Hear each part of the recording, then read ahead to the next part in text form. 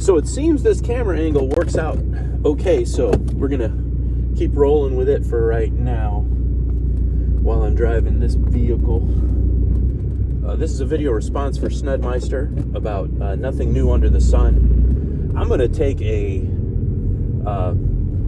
kind of a historic view of that, which is a historic video anyway, and go to maybe one of the original orators who talked about nothing new being under the sun, and that is King Solomon in the book of Ecclesiastes in the Bible. And it talked about how each thing that he did, each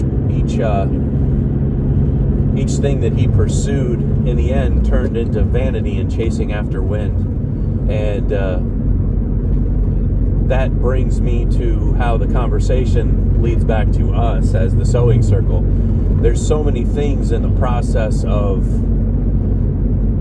social events, economic policies, things that are outside of our nature that are the equivalent of chasing after wind. And it's almost like exploring our vanity over does our opinion count, and can our opinion have an effect? And I think it's that vanity, perhaps, that, in my case anyway, that vanity that makes me get upset over an issue or a topic that I have a different opinion over how it should be pursued, because I don't have all the moving parts, you know, and other people who do don't seem to be all that trustworthy. So where does that leave you, you know?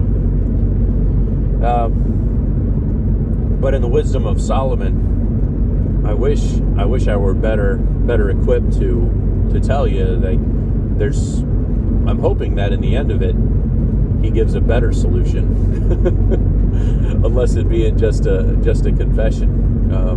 It's kind of a depressing book. Anyway, just some thoughts I had on it.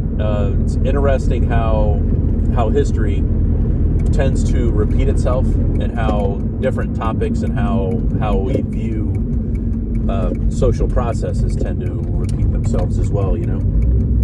Like